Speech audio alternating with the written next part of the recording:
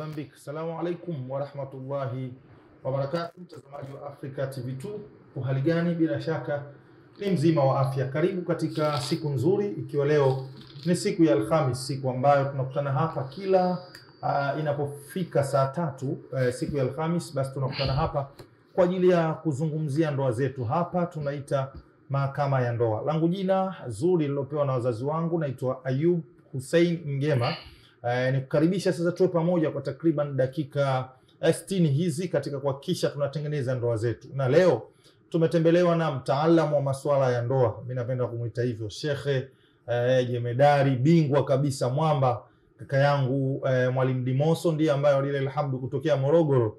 Leo tumepata bahati kubwa sana kuwa naye katika studio zetu. Mara zote tunapata kuona clip katika mitandao ya kijamii, na wale ambao wana harusi za Kiislamu basi mara nyingi wanakutana naye huko, kwa sababu ndio shughuli zake pia kuhakikisha kwenye ndoa mawaidha basi anayatoa ipasavyo. Kwa hiyo nikukaribisha, na leo tunakwenda kulizungumzia jambo zuri sana. Tutakubaliana sote kwa pamoja, tukiwa nje ya ndoa, wengi wetu tunatamani kuingia ndani ya ndoa, lakini ukishafika ndani ya ndoa unatamani kutoka nje ya ndoa. Nini sababu na kwa nini anapelekea haya? Sehemu gani tunafeli?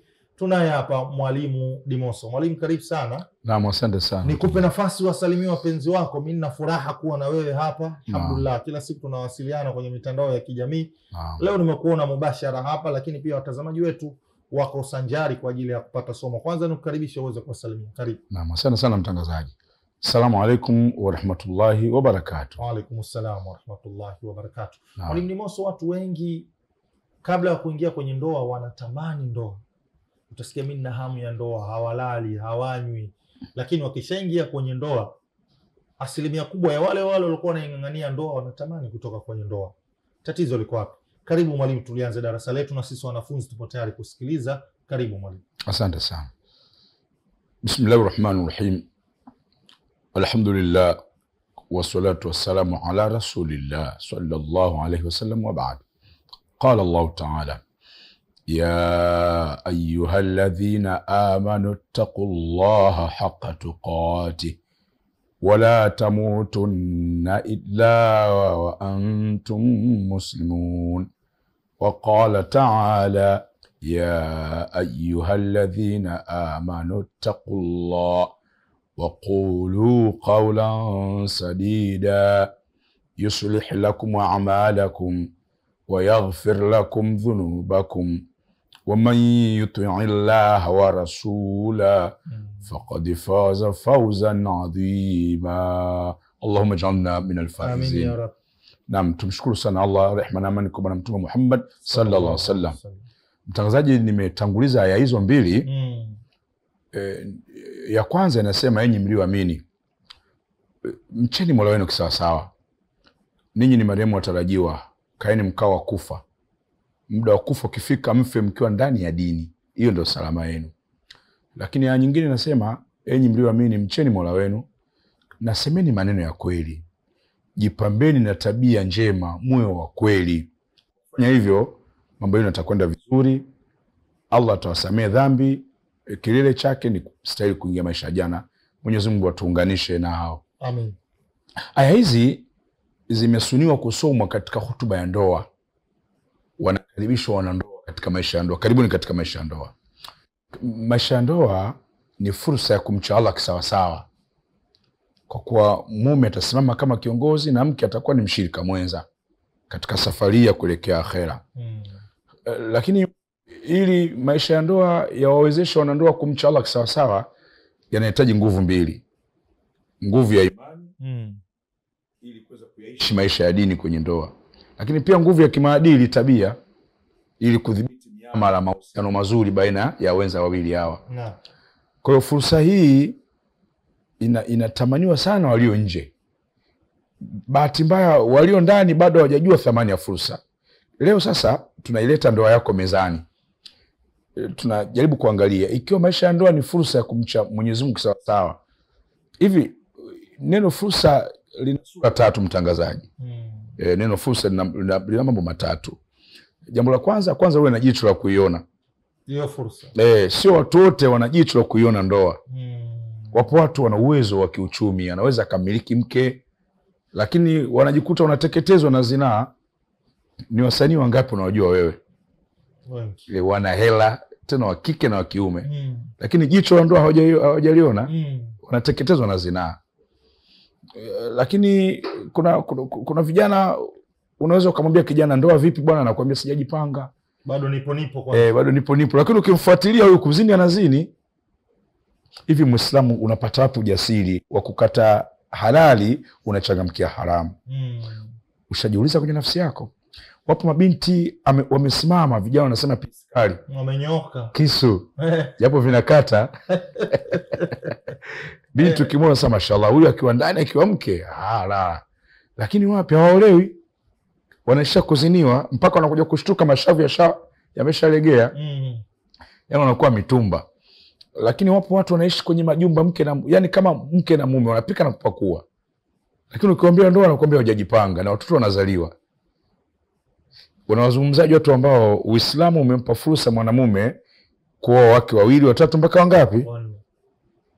Lakini kuna watu unakuta na mke mmoja ila ana vimada 11. Ana jicho la kuiona fursa huyo? Hana jicho. Kwa hiyo ukipata jicho la kuiona fursa ya ndoa, mshukuru Mwenyezi Mungu. Hebu tulioa wote na kuolewa tuseme alhamdulillah. Alhamdulillah. Yani tujikubali. Lakini kuna wanawake wameolewa kwenye ndoa. Huenda ameolewa mke mmoja, mume anataka kuongeza mke wa pili. Mke anaita fujo, mtiti mpaka ndoa inafanya nini?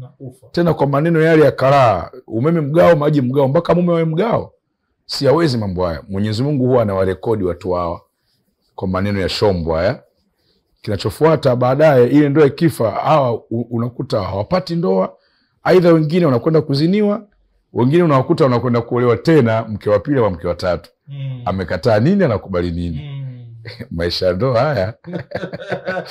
Lakini unamzungumzaje mwanamke ambaye anatokewa na mwanamume anataka kuposwa kwa ajili ya kuwa mke wangapi? Wa pili. Watatu au wanne. Unamsikia yani mimi sasa kuolewa eti ndoa ya kwanza nikaanza na ukiweza. Nukisi gani nataka kuipata hiyo? Allah huwa anawarekodi wanawake wa sampuli hii. Alafu baadaye ile riziki ya ndoa haipo, huwa wao ukiwafuatilia wanaishia kuziniwa na nafasi ya ndoa tena wanaikosa. Dada yangu, sio wewe miongoni mwa wanaoleta fujo kwenye dini? Umeolewa, mume ana fursa kuongeza, hutaki. Baadaye unaachwa, unakwenda kudhalilika. Muaoni mifano amuioni, kama kusoma mjui picha amuoni. Lakini dada yangu, amekuja mume kwa ajili ya kuongeza, nusu imekujia ndoa fursa ya kwenda kumcha Allah. Ukaisindikiza kwa maneno ya shombo, sasa ndoa huna, unaisha kuziniwa. Utamwambia nini Allah siku ya kiyama? Neno fursa lina mambo matatu. Kwanza, uwe na jicho la kuiona. Tumuombe sana Mwenyezi Mungu atupe jicho la kuiona. Amin. Lakini jambo la pili, unaungana na nani?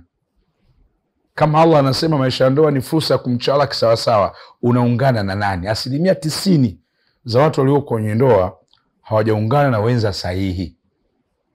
Kwa hivi vilio ambavyo tunavisikia, hivi vilio watu wanalalamika, wanaume waeleweki, wanawake waeleweki, swali linakuja, je, umeungana na mwenza sahihi? Mafundisho ya dini yalipotuambia tuende kwenye ndoa, tumepewa na utaratibu nani wa kumuoa na nani wa kukuoa. Wanaume tumeambiwa tuzingatie dini na wanawake wameambiwa pia wazingatie dini na tabia. Bahati mbaya vipaumbele vyetu sisi vimekuwa vya kimatamanio zaidi. Kwa hiyo wanaume tumeweka matarajio yetu kwenye urembo, rangi na sura. Wenzetu wameweka matarajio ya maisha ya ndoa kwenye nini? Kwenye pesa.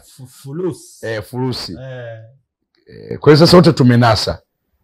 Shape haidhamini hisia, na furusi nayo ina tabia kupanda na kushuka, haidhamini hisia. Wote hao wamenasa. Sasa tunalia na matokeo, ndoa zieleweki. Sisi tusioeleweka. Lakini aliyetuumba alipotuambia kila ibada anatupatia, anatupa na utaratibu wa kuiendea. Kwa fursa, jambo la tatu, inakunufaisha. Aya kule wanandoa wanakaribishwa, wanaambiwa karibuni katika maisha ya ndoa, ni fursa ya kumchala kisawa sawa. Je, maisha yetu ya ndoa, mtangazaji wangu, ni kweli tunaweza kuyaishi maisha ya dini kisawa sawa? Majumbani mwetu tukiangalia maisha ya dini yapo? Ni kweli nyumba zinasoma Qur'ani? Nyumba zimesalimika na makombora ya ibilisi miziki? Nyumba zetu zimesalimika na mafilamu, mabongo movie? Ni kweli tunatenga muda kumtaja Allah? Ama tumekubali kuwa viwanja vya kupigwa makombora, mioyo yetu imekuwa ni viwanja vya makombora ya ibilisi. Miziki, filamu, mipira, familia zinateketea, zinakosa muda. Kweli hii ndio lengo la kuona ni kuleta ushindi katika dini. Target kubwa ya ndoa ni kuleta ushindi katika dini. Maana yake ndoa yako na ndoa yangu ni kama matofali yana deni ya kusimamisha Uislamu. Hiyo ndio target kubwa. Sasa je, ndoa zetu zimefikia lengo? Kwa hiyo kwa taarifa tu, hebu sogea jirani na kituo chako pendwa hiki Afrika TV. Hebu tufanye tathmini. Kaka Sapoti, bwana mmoja mtaalamu sana wa masuala ya mahusiano, ameandika katika miongoni mwa vitabu vyake, kitabu kinaitwa Kliniki ya Ndoa Zaidi ya Mke Huyo Mmoja. Katika ile dibaji ya utangulizi anasema katika kila ndoa zinazofungwa, kwa mujibu wa takwimu za talaka duniani, yani wana takwimu wa talaka duniani wanasema kwa hali ilivyo hivi sasa, katika kila ndoa zinazofungwa 100, 50 zinavunjika kabla ya kufikisha umri wa miaka mingapi? 5. Katika ndoa? Katika wastani wa kila ndoa zinazofungwa 100, 50 zinavunjika kabla ya miaka 5. Na 50 zilizobakia majumbani ambazo zipo hewani, kila zinavyozidi kuongeza umri ndio hisia inafanya nini? Zinaporomoka. Hebu jiangalie ndoa yako. Kuna ndoa ambazo zipo majumbani, yani mlipofika sasa hivi ndoa yenu ni kwamba mume na mke hamna hisia, mnasubiri kufa tu. Yani kama mko kama sumaku na mbao. There's no force of attraction. Hakuna nguvu ya nini? Ya mvutano. Ya mvutano. Lakini tulitaraji kila mmoja alikuja kwa matarajio chanya. Alidhani kwamba nakwenda sehemu ya kwenda kubwaga moyo, kwenda kufurahi. Walipofika, ndoa yako ilipofika leo, ni kwamba huna hisia. Ulikuwa na hisia wakati wa uchumba na mwanzo wa ndoa. Lakini siku zinavyozidi kwenda ndio hisia zimeondoka. Sasa hivi huwezi amini, hata simu unaweza kuona simu ya mpenzi wako ukaipotezea. Ngono na kusumbua. Wewe kusumbua. Unaweka pembeni. Wakati enzi za mwalimu ilikuwa dakika 2. Vocha jali baby, ulikuwa unanipigia, ulikuwa unaniita. Enzi zile, lakini sasa hivi imefika hapo. Sasa zipo sababu nyingi, mtangazaji wangu. Zipo sababu nyingi, lakini kwa leo hebu tuishi na moja. Sawa. Zipo sababu nyingi. Hiyo moja itakuwa imetusaidia sana. Labda kama tunaweza tukazitaja, ila tunaishi na moja. Sawa. Miongoni mwa sababu zipo nyingi, tumechukua chache. Miongoni mwa sababu cha kwanza, taasisi ya familia, ndoa, bado haijafanikiwa kukutanisha wake kwa waume. Bali waliokutana ni wanawake kwa wanaume. Yani ndoa imekutanisha wanawake mume, sio mke na mume. Uislamu unaitambua ndoa baina ya zauji wa zauja. Tulizokuwa nazo ni baina ya rajul wa nisaa. Uislamu unaitambua ndoa baina ya mke na mume. Zilizokuwa hewani nyingi ni baina ya wanawake kwa wanaume.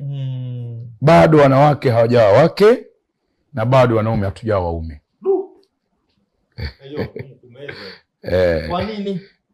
Kwa hivyo tunahitaji sasa tuangalie. Hebu tufanye tathmini. Ewe ambaye hujaoa, kupitia kipindi chako pendwa hiki, unahitaji kuoa mke, unahitaji kuoa mwanamke. Na ewe ndugu yangu ambaye upo ndani ya ndoa, ewe dada yangu, hebu kupitia kipindi hiki, kaa jirani, usiondoke, usipepese macho. Hebu sema na mume wako, wewe mke au mwanamke? Ewe dada yangu uliokuwa ndani ya ndoa, ni kweli umefikia kiwango cha kuwa mke ama bado wewe ni mwanamke? Tusiteswe na matokeo. Tunaenda kwenye chanzo kinachotengeneza nini? Matatizo. Kwa hivyo leo tunamzungumzia nani mke. Sawa. Afu kipindi kingine Mungu akitujalia tutakuja kuchambua nani mume. Patamu hapo. Tumeanza na nani mke, hapo pazuri sana. Nani mke ili tuweze kutosheleza, tuende kwa kina. Anayeitwa mke ni nani? Naam. Ili tuiokoe hii taasisi ya familia. Naam. Taasisi yetu imebeba dhamana ya ustawi wa jamii. Jamii yoyote yenye kustawi inategemea sana maisha yake kwenye taasisi ya familia. Kama tukiyumba kwenye ndoa, hakuna eneo ambalo litakaa salama. Iwe katika shughuli za kiuchumi, iwe katika shughuli mahusiano ya kijamii, miamala ya kawaida, mahusiano sehemu za kazi. Mtu aliyevurugwa kwenye taasisi ya familia hawezi akafanya kazi kwa kiwango kinachotakiwa. Yani afikii kwenye tija ya utendaji. awe mfanya biashara, hata katika ibada.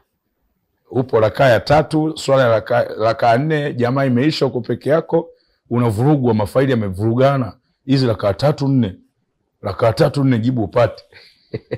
Matokeo unasema 4, mbona wengine hawaji kuswali, bora mimi. Mbona wengine hawaji? Bora mimi. Taasisi ya familia ndio imepewa dhamana ya kuleta utulivu. Utulivu huu utubebe katika kila fursa tunayoendea, hiyo ya kiuchumi, hiyo ya kimahusiano, kijamii. Sasa hebu, mke ni nani? Naam. Mke ni nani? Mosi, mke, mtangazaji, ni yule ambaye ameanza kujipenda kabla ya kupendwa. Ameanza kujipenda kabla ya kupendwa. Huyo ndio mke. Yani ametengeneza CV, amejibrandi, amejitunza. Yani safari yake ya kwenda katika maisha ya ndoa amejitunza. Ametengeneza CV, ameanza kujitunza. Yani akuruhusu mwili wake kila kibaka mpita njia aje achukulie mazoezi. Sio, naeleweka vizuri? Nakuelewa. Na kusoma wali Mdimoso, na kusoma sana. Kwa hiyo ametengeneza CV, amejibrandi, na anamwomba Mwenyezi Mungu sasa muda ukifika apewe mimi anayefanana na yeye, kwa sababu kanuni ya Uislamu, Allah anasema katika Qur'an, al-khabithatu lil-khabithin wal-khabithun lil-khabithat wat-tayyibatu lit-tayyibin wat-tayyibun lit-tayyibat. Wanawake wabaya, ubaya wa hapa sio maumbile, yani wanawake wasiokuwa na maadili waolewe na wasiokuwa na maadili wenzao, au wahuni kwa wahuni. Na wanawake wema kwa wema. Kwa hiyo anaitwa mke huwa anajibrand, anaanza kujitengeneza ili astahili kuangukia mikononi mwa mume mwema. Uwezo ukapata mume mwema kama wewe sio mwema. Naam. Kwa hiyo anajipiga brand, anahakikisha anajiandaa kwenda kwenye ndoa akiwa speciali, haendi kwenye ndoa kama mtumba. Yani sio used kwa lugha nyingine, hajatumika. Sehemu zake za siri hazijafanya nini, hazijaguswa sana, hazijachakazwa. Kwa hiyo anakwenda salama, anajiandaa hivyo. Kwa hiyo anajibrandi ili ukifika muda apate mtu anayefanana na yeye. Huyo ndio mke, huyo ndio mke, na anamwomba Mwenyezi Mungu ampate mume bora, kwa kuwa dini ya mke iko salama mikononi mwa mume mwenye dini. Tabia ya mke iko salama mikononi mwa mume mwenye tabia. Kwa hivyo wale wanawake ambao mnalalamika muelewi wanaume, muelewi, mlijibrandi. Hawa sifa yao wakiingia kwenye ndoa wanakuwa na ujazo wa kutosha wa hisia, kwa sababu walijibrandi. Kwa sababu hawana kumbukumbu za wanaume wengine. Kwa hiyo anakuwa na ujazo wa kutosha wa hisia. Hamjui mwingine zaidi ya huyo. Huyu lazima aeleweke. Si unaelewa vizuri? Nakuelewa. Sifa ya hawa ni wanawake ambao yani wanakuwa na kiwango kikubwa sana cha mapenzi kwa waume zao. Kwa kuwa hawana kumbukumbu ya mtu mwingine. Huyu ndio mke huyu. Tofauti anayeitwa mwanamke, dada yangu, jipime suti, anayeitwa mwanamke ni yule ambaye CV yake iko ovyo. Yani yeye swala la kujitunza anakuwa kama jamvi la matanga. Hajaolewa lakini amesha yani kama barabara yashapita masemitela, mafuso, magreda, makatapila. Si barabara, sumeelewa mfano barabara? Nakuelewa. Barabara. Nakuelewa vizuri sana. Sijui kama watazamaji wangu mnamuelewa Mdimoso, lakini mimi alhamdulillah nakuelewa vizuri. Sasa inawezekana mpaka anakuja kutamani kwenda kwenye ndoa ameshakuwa used. Yani mtumba wa kutosha. Kachoka. Hii mitumba inatofautiana. Kuna mwingine kidogo inakuwa hajachoka, lakini mwingine imechoka, yani ndembe. Kwa hiyo hawa ukifika muda wa kwanza hawaoleki. Wanaendelea kuziniwa, wanatafuta wanaume wenye nini? Wenye fedha. Watawapataje? Maana yake kutoa miili yao. Kwa hiyo kila aliyebalee hujifunzia kwao. Ni kama tufe la mazoezi. Astaghfirullah. Ndio maana hawa hata wakiolewa au wakunguru wa Zanzibar wanasema misemo ya mtaani kwamba afanye nini? Hafugiki. Sababu kuna historia na watu wengi nyuma. Kwa hiyo hata akienda kwenye ndoa, yale mahusiano yalochanganyika yanakuja kumtesa. Wanasema she will be comparing and contrasting. Atakuwa analinganisha na kutofautisha na kule alikotoka. Tofauti na mke kule hana kulinganisha na kutofautisha. Yaani yeye wake ndo huyu ambaye na ndivyo ndoa za wazee wetu zamani zilidumu, kwa sababu waliokuja kwenye ndoa hawakuwa na uzoefu wa tendo la ndoa kwa wanaume wengine. Ndio maana zamani ukusikia yale malalamiko vibamia, wanaume na vibamia, hakuwepo malalamiko. Ila miaka sasa malalamiko yanazidi kukithiri. Kumbe kuna mwanamke na mke tunashindwa kutofautisha. Mimi nakuelewa vizuri. Sasa leo wengi wanaokuja kwenye ndoa ni wanawake, sio wake. Kwa hiyo moja ya kipimo cha mke anaitwa mke, anatofautiana anaitwa mwanamke. Kwa hiyo kadri unavyozidi kufunguka, tunafungua mafaili. Mtazamaji wetu, hebu sema na moyo wako, wewe mke au mwanamke? Ndani ya ndoa yako, wewe ndugu yetu unayetusikiliza muda huu, wewe una mke au mwanamke? Anasema Bwana Mtume Muhammad sallallahu alaihi wasallam, ad-dunya kulluha mata'u wa khairu mata'iha al-mar'atu salihah. Dunia yote ni starehe. Haja starehe mmoja wenu ninyi wanaume, isipokuwa mpaka ubahatika upate mke mwema. Mke mwema ndio starehe ya dunia. Anayeitwa mke anasimama kuwa kama starehe ya dunia, hawi maangamizi ya dunia. Kiumbe anayeitwa mke katika safari ya maisha ya ndoa, yeye anakuwa ni starehe ya dunia. Mambo matatu kwake yanaonekana. Jambo la kwanza, idha nadhartaha saratik, yani ana uwezo wa kutengeneza furaha katika jicho la mume. Anayajaa macho yako, ukimtazama unasikia raha. Yani yeye mission yake ni kutengeneza furaha, ndio ushindi kwake. Anatengeneza furaha katika maisha ya ndoa. Yani yeye ushindi kwake ni kukufurahisha wewe Ayubu. Huo ndio ushindi wake. Yani hapo ndo kashinda. Kwa hiyo atafuta mbinu zote, ubunifu wote, usanii wote, ahakikishe wewe unafurahi, kwake ndo ushindi. Huyo ndo mke wewe. Kwa hiyo anajua vitu gani unapenda atakufanyia, na vitu gani ufanye ataacha. Hakupi nafasi umkanye jambo moja kila siku unarudia. Hijabu, kesho tuna hijabu, sitaki utoke, anatoka. Kwa kuwa nini? Sisi wanaume, saikolojia yetu ilivyo, hatupendi kumwamrisha mke kitu kimoja kila siku. Unafanya nini? Unarudia. Unaona kabisa huyu hajaja jumla, huyu anapita njia, anakosaje kunitii? Huyo ndio mke huyo.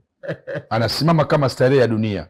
Kwa hiyo ewe mwanamke, ili ufike level ya kuwa mke, ukiwa na uwezo wa kutengeneza furaha kwenye nyumba yako, wewe ndio mke. Wewe ndio mke. Kufurahisha kunakuwa kwingi kuliko kuudhi. Kuudhi utaudhi kwa ule binadamu na ile miemko ya mifumo ya wanawake, mifumo ya ujauzito, mifumo inawatesa. Lakini katika ile kawaida unafurahisha kuliko kuudhi. Huyu ndio mke. Kwa hiyo anatafuta maeneo yatakayotengeneza furaha kwenye moyo wa mume. Mpaka mume aseme, mamkwe. Anaita? Mume mpaka atamshukuru mamkwe kamwandalia tunda. Kwa hivyo kuna vitu unatakiwa utafute, vitu gani anapenda. Kwa mfano chakula, mume anapenda chakula cha sampo gani? Kuwa serious. Sio unakaa jikoni huko busy na simu na chat, ukipika miogo unaunguza, marage unaunguza. Yaani huko serious. Anaitwa mke. Moja ya eneo ambalo mtoto wa kike ana uwezo kuuchuma moyo wa mwanamume, wa mume, ni jikoni. Anatulia jikoni vizuri. Anatulia jikoni. Hatumwi mtu. Anapika yeye. Sio anachemsha, anapika. Kuna wanaochemsha pia. Ndio. Kwa hiyo anauchuma moyo wa mume kupitia mapishi, anauchuma moyo wa mume kupitia makaribisho. Yeye ndio bosi wake. Kwa hiyo anapoingia mume, yani shughuli zingine zote zinasimama, lazima mkimbilia, muhage, amuao, na aone kabisa kwamba bosi yupo hapa, msaidizi wako yuko tayari. Nitarudi kwako mtazamaji. Raha kweli kweli. Mpaka muda wa mapumziko nimepitiliza hapa kutokana na darasa la Mwalimu Dimoso ambalo anatupatia hapo. Wakati tunakwenda mapumziko, wewe pia unajiuliza hapo, wewe umeolewa, ni mke ama mwanamke? Na wewe ambaye kijana mwenzangu umeoa mwanamke ama mke? Na Mwalimu Dimoso anasema mke ni yule ambaye ameanza kujibrand, na akatoa mfano wa barabara ambayo Samitrela, bajaji, Costa zimepita. Ikipindi ni saa 3, ndio maana tumeweka muda huu tukiamini watoto watakuwa hakiwahusu. Tunaongea na wakubwa. Ukiona hujaelewa ujue wewe sio miongoni mwa hao. Tunakwenda mapumziko mafupi, tukirejea hapa tunaendelea. Kumbuka tunaangalia matarajio ya ndoa na tunamtazama leo mke na tofauti ya mwanamke. Tutarejea. Mimi naitwa Bungema, hii ni Ashiria, usiondoke.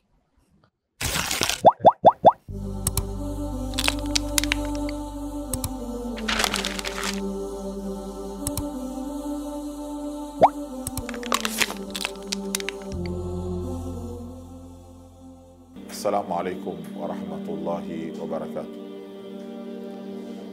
Wapendwa mnaotizama African TV, ujumbe huu naupeleka katika kila moyo wa binadamu anayependa kujiwekea akiba siku ambayo mali na watoto haitofalia kitu. Yawma la yanfa'u malun wala banun. African TV kama mnavyoelewa inahitaji juhudi ya kila mmoja wetu. Kwa hivyo ninawaombeni, na hii ni kama sadaka jaria, kwa sababu zile ilmu zinazopeperushwa na mambo ya khairi yanayopeperushwa ambayo yanawafikia mamilioni ya watu, wewe pia hukosi malipo katika khairi kama hiyo. Kwa hivyo hiyo mitandao ambayo itajitokeza hapo chini yote, ya Tigo, ya Airtel, ya Zentel, yote ndiyo mbinu ya kuutuma mchango wako kusaidia African TV. Fanya hivyo na chukua ujumbe huu uwafikishie wale marafiki zako. Asa Allah subhanahu wa ta'ala aweke katika mizani ya mema yako unaoyatenda. Wassalamu alaikum wa rahmatullahi wa barakatuh.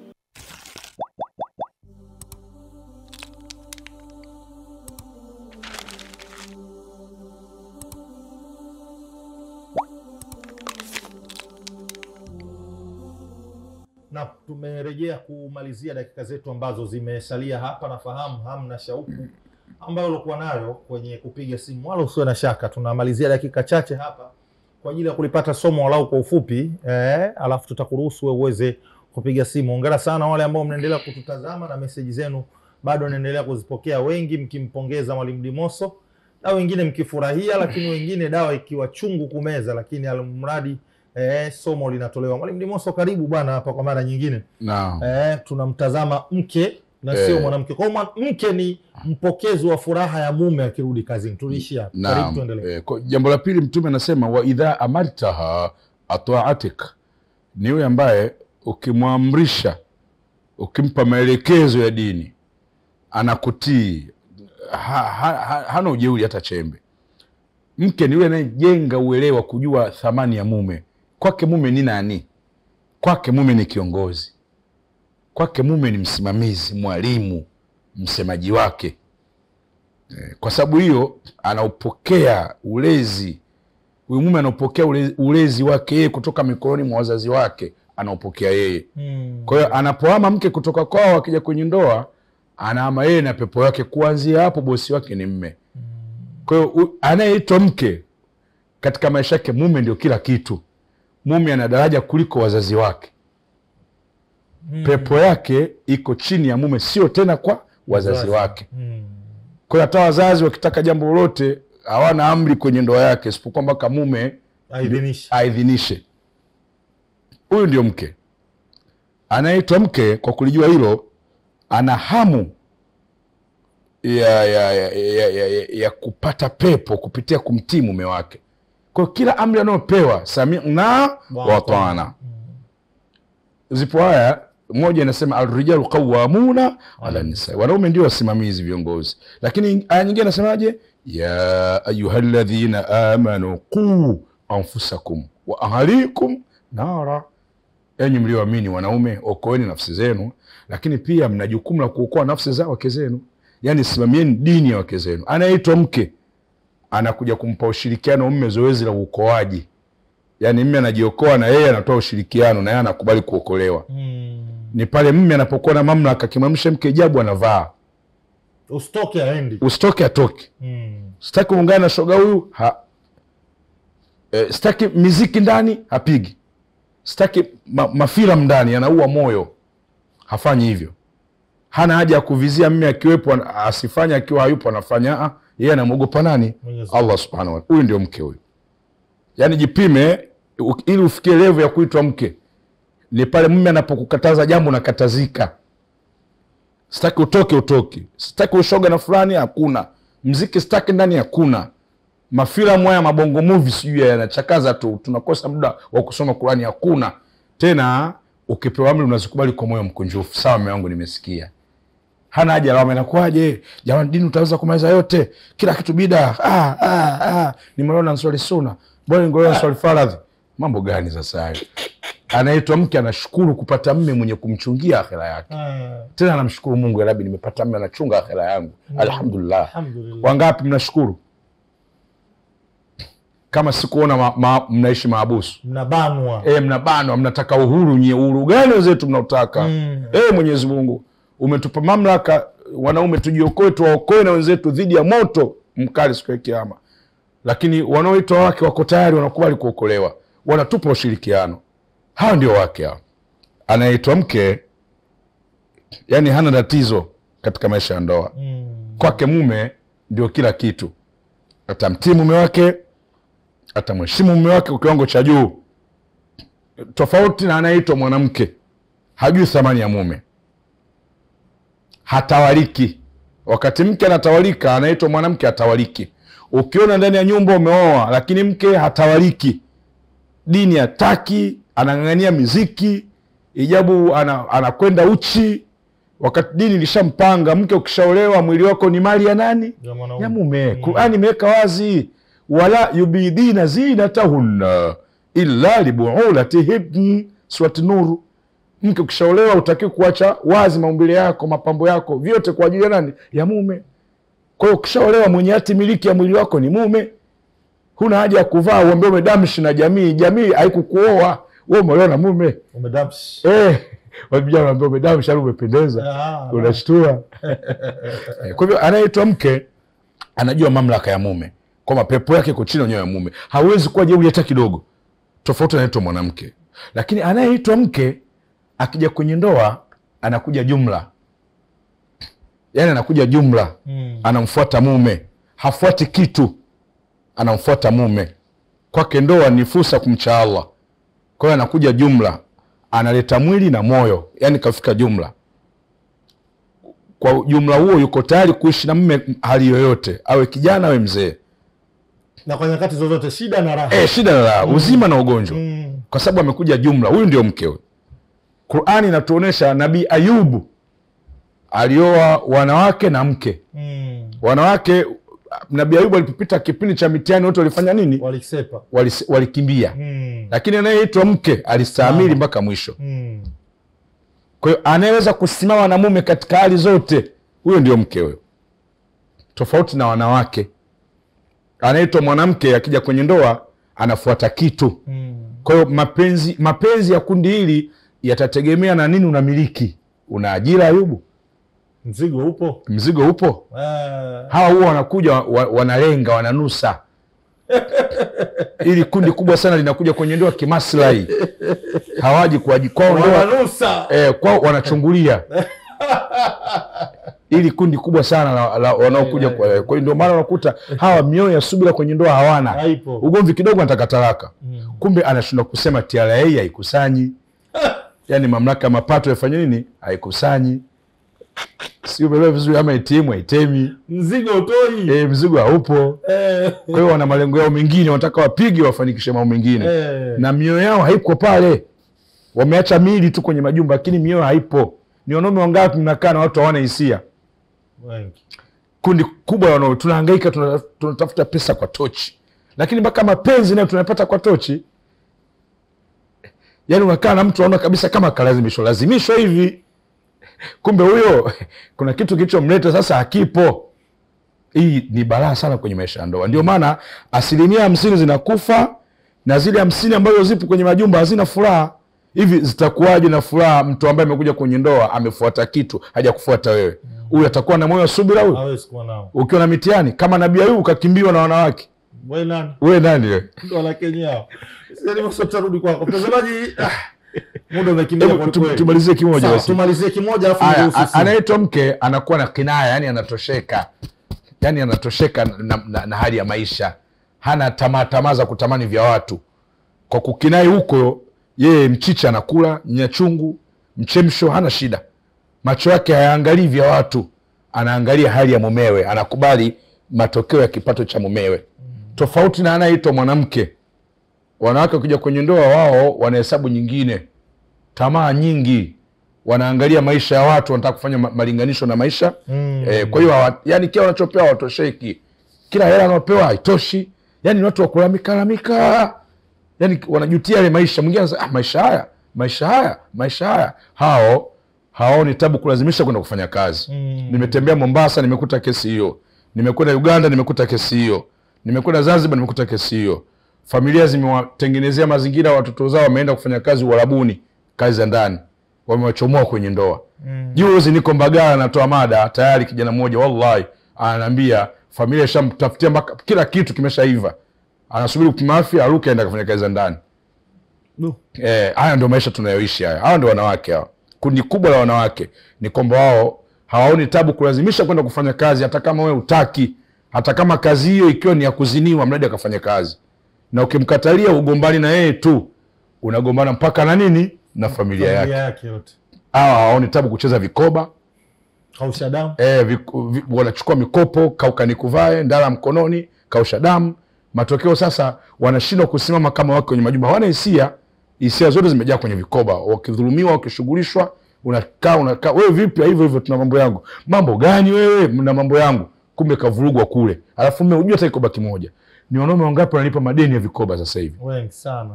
Ni wanawake wangapi wanakimbia miji kwa sababu ya madeni ya vikoba? Hivi ni nani aliyewaambieni nyie kama Mwenyezi Mungu akikataza kitu haramu kinakuwa ni haramu, ninyi mnakihalalisha? Wangapi ndoa zao zinaharibika, wanakimbia miji, mikopo inawatimua watu kwenye mji. Hamuoni haya? Mikopo imepelekea watu furniture zao zimeondoka, vitu vya ndani vimeondoka, nyumba zimeondoka.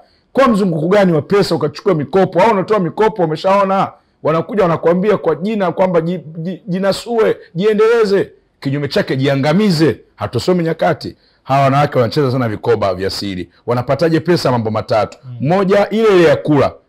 Pesa ya kula unayoiacha nyumbani familia ile. Unakuta familia inapikiwa chicha na dagaa, ama ukirudi ghafla unakuta mboga kama dawa ya ngiri. Kumbe pesa imeenda kwenye kikoba. Namna ya pili, wanatupiga matumizi ya matukio. Mara mtoto anaumwa, kafishwa mjomba, mara kalazwa huyu. Mpaka wewe sasa hii inakuaje? Too much.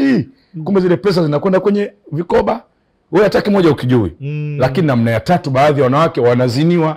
Ni wanawake wangapi mnaziniwa kwa sababu ya marejesho? Dada yangu, wewe mke wa mtu, wewe unapata ujasiri wa kwenda kuvua nguo zako kwa mwanaume mwingine, alafu unamrudia mwanamume. Wanaume wengi leo wapate matendo la ndoa kwenye majumba. Wanawake wamebakia stress kibao, kumbe ana mambo kibao huko, alafu haeleweki. Sasa yapo mambo mengi sana. Huyo ni Mwalimu Dimoso, na ndio maana nilikwambia niashirie ni mahakama ya kutengeneza ndoa yetu. Leo kuna ndoa nyingi sana Mwalimu Dimoso umezitengeneza hapa. Mtazamaji, karibu tupokee simu walau mbili. Muda umekwenda sana, lakini roho yangu inanisuta nisipopokea simu yako. Na Mwalimu Dimoso ana mengi hapa, lakini muda umetuvuta shati sana. Na bahati mbaya Mwalimu Dimoso ni mtu wa Morogoro, kumpata hapa mpaka itokee kama hivi. Kwa hiyo assalamu alaykum wa rahmatullahi wa barakatuh. Nini ambacho unataka kuuliza, una ushauri ili tuweze kusikia. Asalamu alaykum. Kama kawaida umebahatika kuongea na Ustadhi Abdallah bin Suleiman kutoka Mwera Pongwe, Zanzibar. Balozi waniashiria kutokea Zanzibar. Karibu bwana, umemsikia Mwalimu Dimoso hapa. Kwanza nimefurahi sana katika kipindi chako cha leo. Naam. Kumuita huyo shekhe katika shekhe ambaye nilokuwa nampenda katika muktadha huu wa kidawa, basi katika shekhe nilokuwa nampenda ni huyo mmoja. Alhamdulillah. Kwanza ni hongera, nimefurahi kuwepo hapo studio. Alhamdulillah. Halafu katika kitu cha pili kwamba shekhe, namshukuru Allah subhanahu wa ta'ala, anaongea pointi kubwa sana. Tusifanye maskhara katika masuala ya ndoa.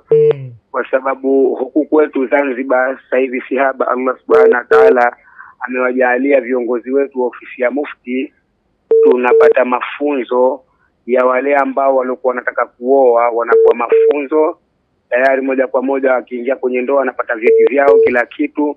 Lakini serikali ikaona haitoshi, na wale wasimamizi wa ndoa tayari moja kwa moja sasa hivi wanatupatia mafunzo, na mimi ni katika mmoja nilikuwa nishachukua mafunzo ya wanandoa, nishachukua ya simamizi wa ndoa, nimepata mafunzo. Lakini hayo aliongea shekhe wangu hapo katika yale mafunzo tuliofundishwa yote yamejitokeza, anajitokeza kwa sababu sasa hivi inavyokuwa katika maisha yetu ya ndoa tumekuwa tumekosa kuheshimiana. Yani mwanamume hajui wajibu wake nini maana ndoa, na mwanamke pia hajui wajibu wake. Na ndio maana ikafikiria wakati sasa hivi katika hizi zama tuliokuwepo, ukiambiwa mtoto ambaye alokuwa yule pale unaambiwa kama ni mjane, wewe unashangaa kwa sababu gani yule akafikiria wakati kaolewa umri ule ameachwa. Kwa nini ameachwa? Amekosa yale maadili ya kwenye ndoa yake, amekosa kujifahamu yeye ni nani kwenye ndoa. Na pia vile vile mwanamume ambaye alikuwa anamuoa, na yeye amekosa kujijua kama yeye ni nani kwenye ndoa, na pia vile vile amekosa ustahimilivu ile ndoa, na amekosa kuisoma ile ndoa akaujua utaratibu wake. Na jambo lolote kama utakuwa huna elimu nalo, halafu ukawa wewe unalifanya bila kuwa na elimu nalo, basi tayari moja kwa moja wewe utapotea. Tunakupotea kwake mwisho wa siku, baada ya kukaa unachuma khairati, wewe utakuwa mwisho wa siku unachuma madhambi. Na hiki ndio kitu kilichokuwa kinafanyika katika maisha sasa hivi. Na ndio maana sisi serikali yetu ya Mapinduzi ya Zanzibar ikawa inajitahidi sasa hivi kuwapa mafunzo wale ambao walikuwa wanataka kuingia ndani ya ndoa, na sasa hivi washafika pengine mkoa wa 26. Na pia vile vile wale ambao walikuwa wanafundisha ndoa, wasimamizi wa ndoa, wako nadhani katika mkoa wa 4. Kwa maana hiyo hiki ni kitu ambacho kilichokuwa wanafanya serikali yetu ili kwa kufanya nini? Kwa kupunguza haya matatizo. Lakini pia vile vile ukiacha serikali, na sisi ambao tulikuwa tumo ndani ya ndoa, tunatakiwa hii ndoa ikiwa tushaingia, basi tunatakiwa tuendelee kuisoma na tuendelee kustahimiliana. Na ikiwa kama waliokuwa hawajaingia, basi tayari moja kwa moja wanachotakiwa wao waingie, waisome ile ndoa, wajue wajibu wao, wajue mwanamke ajijue wajibu wake kama bana yeye anataka kuolewa kama nani, na mwanamume ajijue wajibu wake yeye anataka kuoa kama nani. Usipokuwa unaujua wajibu wako, basi wewe mwanamume katika ndoa utafeli, na mwanamke pia vile vile akiolewa kama hataujua wajibu wake. Ndio hayo anaozungumza shekhe. Shekhe mimi nimempenda sana, kazungumza kitu ambacho tulikuwa sisi tumesomeshwa, na katika jamii ndio kitu kilichokuwepo. Muhimu turudi kwa Allah Subhanahu wa Ta'ala, tujirekebishe. Assalamu alaykum wa rahmatullahi wa barakatuh. Inshallah, shukrani sana. Ni balozi wetu kutoka Zanzibar. Natamani umewahi kutoka, nitaka kuambia Mwalimu Dimoso huko kwenye masomo huko inabidi avuke boti, na yeye apande boti aje atoe haya madini. Inshallah, nadhani unanisikia.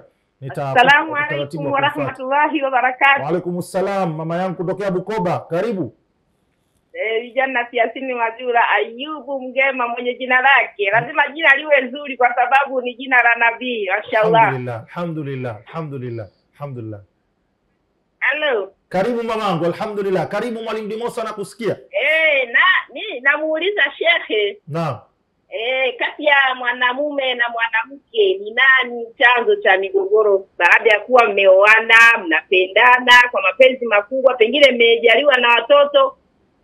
Ni nani mwenye kuleta migogoro katika ndoa? Yeye kama shekhe nafikiri ameshatatua ndoa nyingi, ameshasikiliza ndoa nyingi.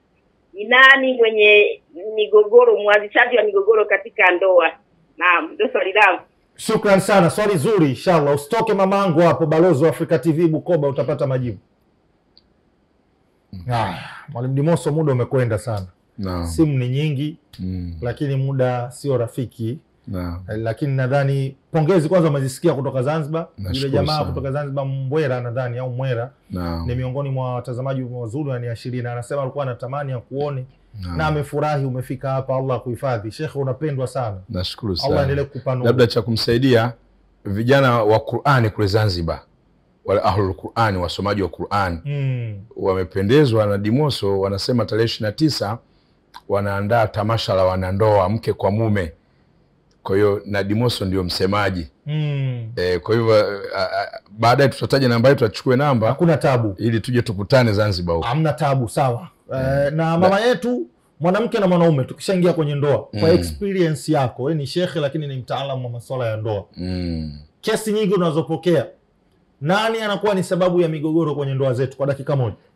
Wanandoa wote wana nafasi ya kuwa sababu ya migogoro. Kama watakuwa hawajajitambua, hawana elimu ya ndoa, wakakosa sifa nyingine zinazoambatana, elimu ya kutosha na imani, anaweza kuwa mwanamume ni tatizo, lakini pia mwanamke anaweza kuwa ni tatizo. Kwa hiyo wote wanandoa ni sehemu ya tatizo katika ndoa. Hatuwezi kumwangalia mmoja, labda mwanamke ni tatizo au mwanamume. Yawezekana wanaume wakawa matatizo, na kwa hiyo yeyote anaweza kuwa tatizo endapo tu hajitambui. Hilo ndio jawabu. Sasa kwa kumalizia Sheikh, dakika moja, mahakama ya ndoa leo ulikuwa na wewe. Shukrani kwa kufika. Mimi nimefurahi binafsi, ni mtu ambaye najifunza mengi sana kutoka kwako. La kuambia watazamaji kuhusiana na hii ndoa, dakika moja. Ndoa bila elimu ni sawa na chai bila sukari. Couples are busy investing in wedding but they forget marriage journey. Wachumba wengi huwa wako busy kuwekeza kwenye sherehe za ndoa, lakini wanaisahau safari ya ndoa. Piko, pilau, dufu, msururu wa magari, ukumbi, matumizi yake ni siku hiyo moja. Baada ya pale kitakachohitajika ni elimu ya kuilea ndoa. Ndio watu hawaiwekezi. Kwa hiyo sisi kama washauri na saa tuna dhamana ya kuangalia namna gani jamii itarudi kwenye furaha, kwa sababu tukifeli kwenye ndoa hakuna eneo lolote ambalo tutasimama. Tutafeli kwenye malezi, tutafeli kwenye mahusiano. Unaona, kwa hiyo kila eneo litakuwa chenga. Sasa suluhu ni kurudisha mambo, kupeleka mambo kikanuni. Mwenyezi Mungu ameumba ulimwengu kimkakati na anataka na sisi tuishi maisha ya nini? Ya mkakati. Taasisi ya ndoa ileta ushindi katika dini. Ndoa za mitume zimeleta ushindi katika dini. Ndoa za maswahaba, ndoa za waja wema. Shukrani sana. Nashukuru sana. Na kitu ambacho nimefurahi sana. Naam. Umevaa kanzu Saudi kama mimi. Umevaa kanzu ambayo tunaendana. Allah kuhifadhi. Lakini tuwape namba labda. Hiyo na yoyote ambaye anahitaji labda kuwasiliana na Sheikh, tafadhali Sheikh watajie namba yako. Hata mialiko kwenye ndoa huko Sheikh kupata nafasi. Anazitengeneza ndoa sana. Kwa hiyo karibu Sheikh, namba simu mimi wangu ni 0715 719 215. Turudie. 0715 215. Kazi ya namba hiyo ni kupigiwa kwa ajili ya kubadilishana mawazo 1-2, panapokuwa na fursa ya kualikana. Sisi tunakwenda Zanzibar, tunakwenda popote pale, tunaalikana. Jukumu letu sisi tunasimamia, moja ni kusimamia semina kwa wale wanaoingia kwenye ndoa. Lakini 2 ni tunaalikwa katika sherehe kama vile baadhi ya kumbi, nikiwa na wewe mwenyewe ukiwa MC. Huwa tunaalikwa, tukipata timu Mjema akiwa MC, Dimoso akiwa msemaji. Kwa hiyo huwa tunacheza hivyo. Kwa hiyo katika zile sherehe, badala ya kukaribisha ma MC ambao hawana mlengo wa dini, wanaoendesha shughuli sio katika utaratibu wa dini, Mjema ni MC anayetosha, na sisi kina Dimoso tunajitahidi wala kutia neno kama vitu vilivyoenda kwa Kamanda Mlilo. Naam. Nilikuwa na Masanza katika Kamanda Mlilo. Naam. Lakini pia ulinipeleka kwenye ukumbi wapi? Ulikuwa ni njia ya nani hii? Subhanallah. Umenipeleka wewe. Bahari Beach. Kwa hiyo wanahudhuria katika hizi kumbi. Sawa. Kwa hiyo hayo ndio ambao wanayafanya, mnamuona kwenye kazi za kijamii. Hao mashekhe zetu wapo kwa ajili ya sisi. Tukutakia utazamaji mwema. Fupi unaofuata ndio kutazama Africa TV. Usiku mwema.